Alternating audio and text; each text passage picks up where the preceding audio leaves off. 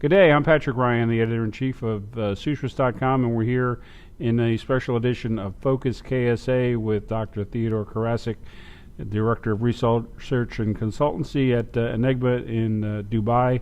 We appreciate your time today, Dr. Karasik, to talk briefly about the situation in the region, Iraq, the Saudi-U.S. relationship, and some of the current developments in the kingdom and the region. Thanks for joining us. Can you start us out with your assessment of what's going on in Iraq with the crisis, with the advancement of ISIS, and what the impact of that is for the region, for the United States, and for Saudi Arabia? The advance of ISIS in Iraq has clearly caught everybody by surprise, given their ability to move so quickly on the ground.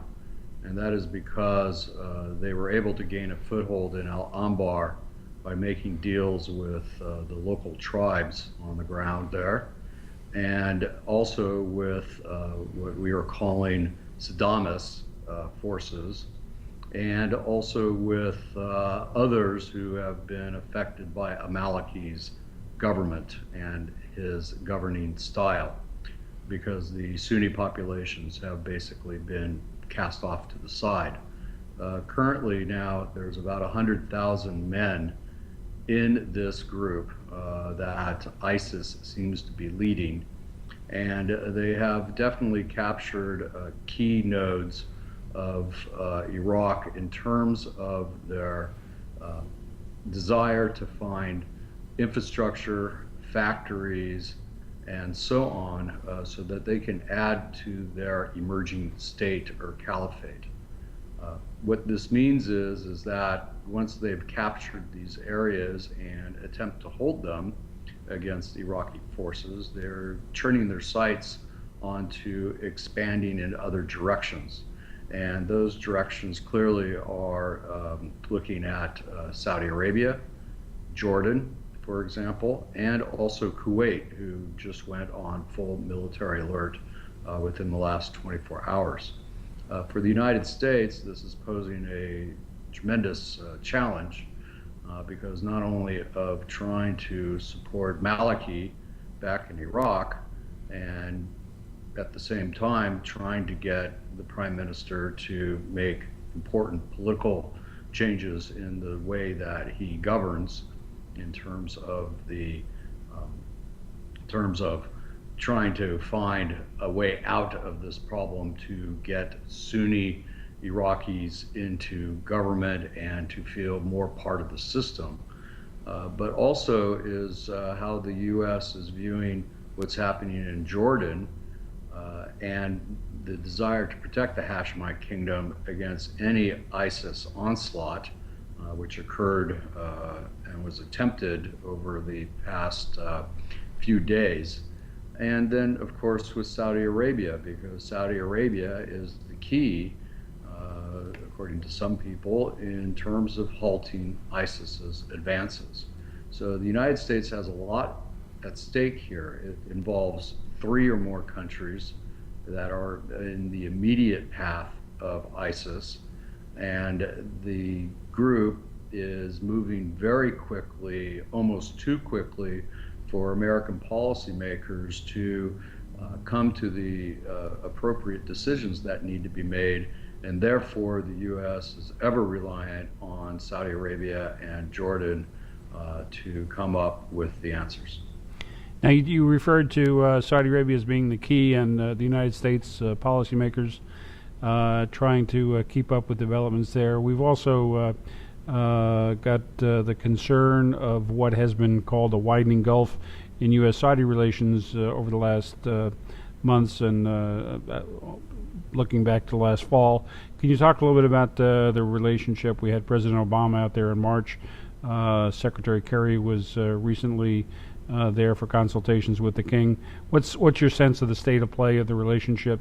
Are the Saudis and the Americans on the same sheet of music?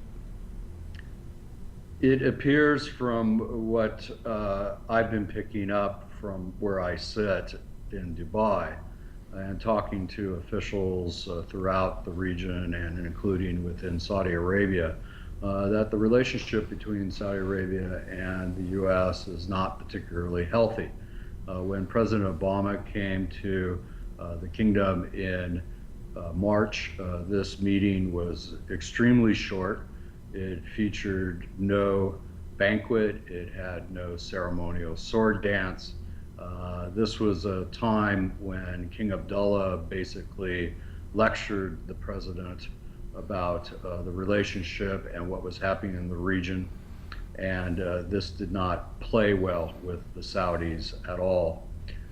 Then we had Secretary of Defense Hagel come over and for the ministerial in Jeddah.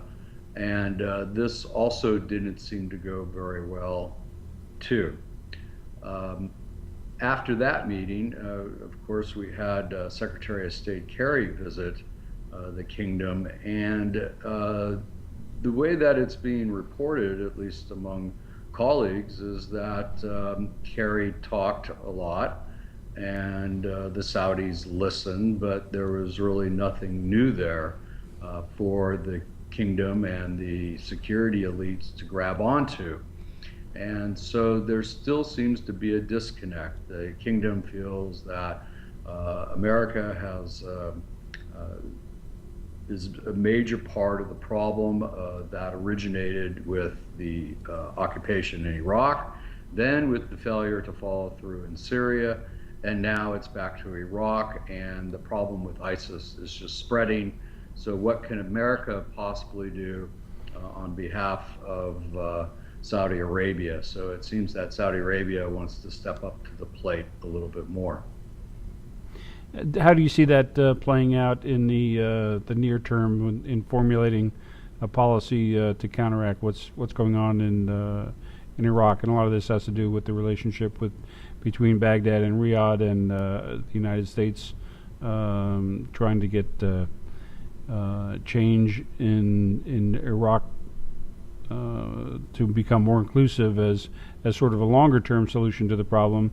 But in the near term, we've got to make sure that the United States, Iraq, and Saudi Arabia are working together to counteract what's going on in Iraq in the short term.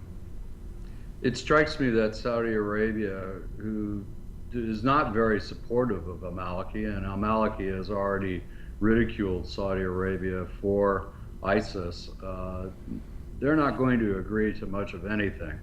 I think that the kingdom is going to have to come up with its own policy in dealing with ISIS, and that is probably forthcoming in the next few weeks.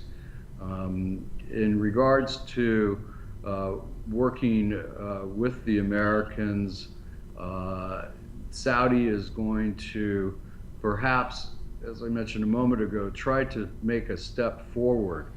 Depending on who you talk to, some individuals argue that the kingdom's foreign policy in this regard is broken, that there is too many voices and not enough action.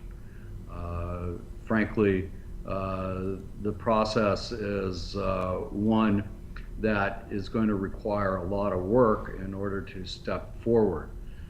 Other people are arguing that the process is in place, but that there needs to be someone at the top who can help guide this, who knows ISIS very well, and that is why we're very interested in looking at the appointment of Prince Bandar bin Sultan as a special envoy on this matter.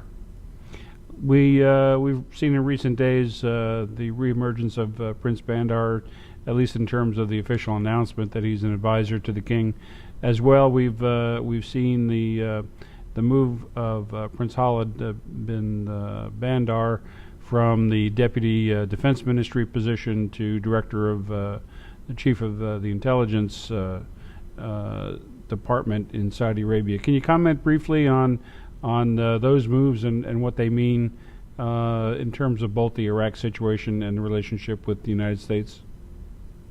I think it's clear that the Saudis wanted to make sure that they have capable people, if you will, to deal with this issue in the short term.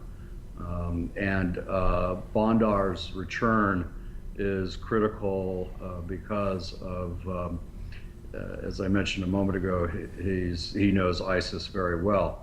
Bandar bin Sultan has returned to the scene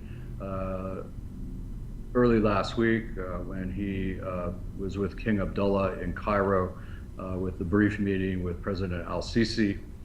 After that, Prince Bandar was back in Riyadh, and King Abdullah chaired a session of the Saudi National Security Council, which we have not seen very much of. So it seems to be that this council has been reactivated specifically for what's happening in the Levant and particularly with Iraq. So it's interesting to note that Bandar, who is accused of setting up ISIS in the first place, is now being put in this position. And the interpretation is that he's the one who made it, so he's the one who has to fix it. If he does not fix it, and there are a lot of people who don't think he can because ISIS is out of control, that this may be Bandar's last political appointment. Having said that, the appointment of Khalid bin Bandar to the head of Saudi intelligence filled the gap after the dismissal of after Prince Mugrin moved out of that position. And so now we're beginning to see that a royal who has excellent lineage, who's tied to King Abdullah via his father, Bandar bin Abdullah Aziz, is going to be in charge of figuring out the intelligence requirements and the reporting needs that are necessary to help Bandar bin Sultan make the moves that he needs to do. However, having said that, there is likely to be a clash between the two because one prince is offsetting the other in terms of the ISIS question. So this will be very interesting to see how this plays out in policy. Great. We've been talking with Dr. Theodore Karasik, Director of Research and Consultancy at Enigma. Ted, thanks for that. And we're going to continue our conversation offline, and we'll be sharing that transcript with our viewers separately. But for now, this has been Focus KSA, a production of susris.com and sustig.org. We invite our viewers to go to susris.com/FocusKSA for these recordings and others, and the transcript of our complete conversation with Dr. Theodore Karasik. Ted, thanks again for your time. Thank you.